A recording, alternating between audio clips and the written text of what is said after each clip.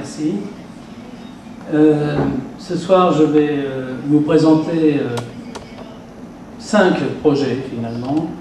2 projets en Italie, 2 projets en Espagne et un projet en Corée, donc en Asie.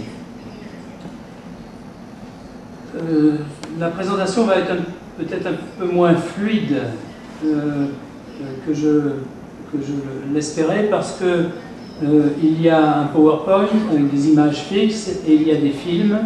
Donc je serai obligé de faire quelques manipulations entre les images fixes et le film, mais je souhaite beaucoup vous présenter ces films car c'est aussi notre méthode de travail. Donc le premier projet, c'est un projet à Naples. Je ne sais pas si on peut peut-être un peu diminuer la lumière. Mais, donc un premier projet à Naples. C'est un projet extrêmement important car c'est un élément d'une politique et d'une stratégie de transformation de la ville de Naples, qui est la construction du métro de Naples. Vous connaissez ce projet, c'est Metropolitana di Napoli qui est en charge du projet. Et c'est un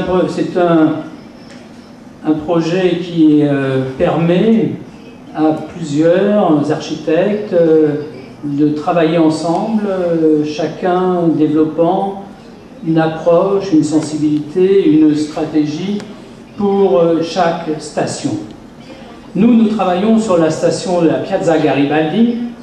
La Piazza Garibaldi à Naples, c'est un nœud urbain extrêmement important dans la ville, puisque c'est un espace qui rassemble autour de lui une gare de bus, une gare d'arrivée du train à haute vitesse, une gare du train national, une gare de train régional, les taxis, etc. etc.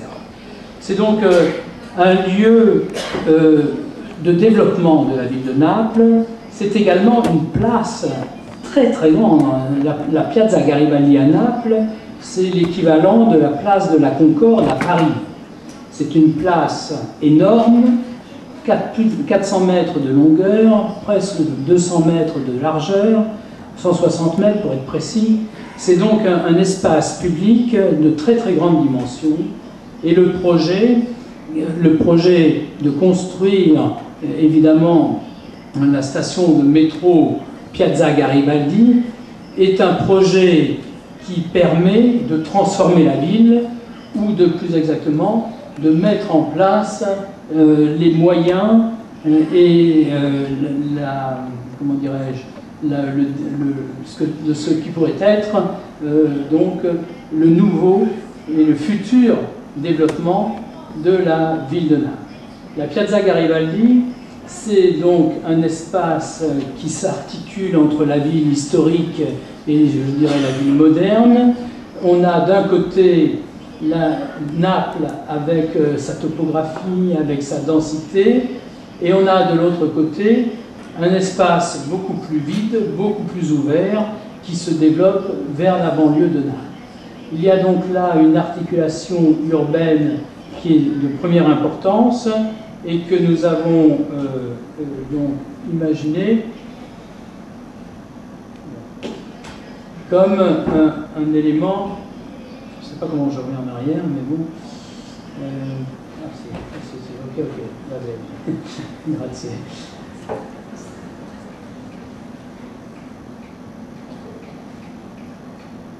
Voilà. Et donc, ce que nous avons imaginé, c'est de faire un travail par rapport à cette place, qui est un travail de partage en 2 parties. Une partie qui va prolonger la gare existante, ici, sur la place, et qui va passer finalement du mode de transport qui est le train au mode de transport qui est le métro, et une autre partie de la place qui va rester vide, si je puis dire, ou non construit, et qui sera donc un grand jardin. L'idée étant d'articuler en fait ce vaste espace public de façon à ce qu'il soit petit à petit le cœur, le nœud d'un ensemble de moyens de transport, d'un ensemble donc de réseaux urbains qui vont à cet endroit-là se retrouver et permettre l'échange entre le niveau des trains ici et le niveau des métros en dessous, mais pas seulement un lieu qui soit une entrée de métro, mais un lieu qui soit aussi un lieu d'aménagement urbain, de développement urbain. Et donc nous avons imaginé en fait planter des grands arbres métalliques qui vont créer à partir du niveau de référence là où se trouve l'échange entre le métro, le train, etc., qui vont donc développer un espace public, un espace qui va être au-delà de ce que l'on appelle une station de métro. Alors, je vais tenter le film. Voilà.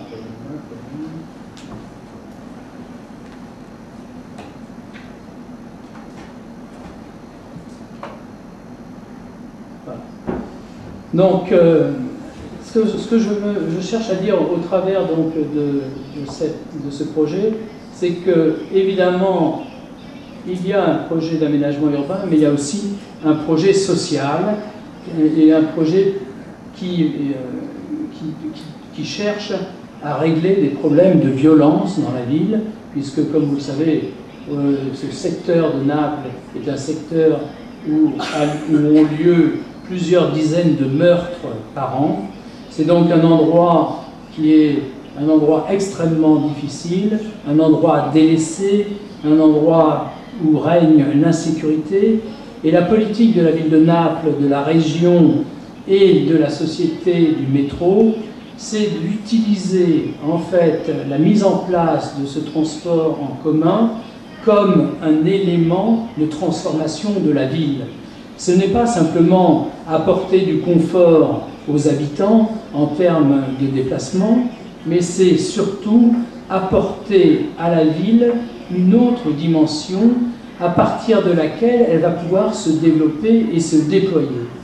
Et donc, le principe est en fait de créer un lieu qui soit un lieu à l'ombre, un lieu abrité, un lieu où peuvent se développer des activités urbaines, cinéma, boutiques, cafés, restaurants, c'est-à-dire un lieu qui permet d'accompagner la promenade, d'accompagner le déplacement entre le train et le métro, un lieu qui soit en fait un morceau de la ville et non pas un tunnel, un passage souterrain entre l'arrivée des trains et la station de transport de métro. Donc le principe, c'est de créer de l'ombre. Ces arbres en métal vont se développer, vont abriter et marquer ce passage, cette galerie de commerce, mais cette galerie n'est pas fermée, elle est donc à l'air libre. Sur l'autre partie de la place, autre stratégie, il y a des places de stationnement, de parking évidemment, mais il y a aussi la création d'espaces verts, de fontaines certainement, à terme, qui vont permettre aussi de requalifier l'habitat, l'architecture environnante. C'est donc un travail qui, au-delà je dirais, du processus architectural, cherche en fait à créer un nouveau lieu dans la ville, une nouvelle identité, un nouveau paysage, encore une fois, à partir de cette transformation pour conquérir des territoires qui vont vers l'est, vers le Vésuve, qui sont des territoires en friche, avec une industrialisation qui a décliné, et donc en fait des nouveaux possibles en termes de logement, en termes d'équipement, en termes de requalification de quartier. C'est donc là un projet qui va au-delà de la notion de stations de métro et qui intéresse finalement l'ensemble de la population d'une ville, l'ensemble donc des investissements aussi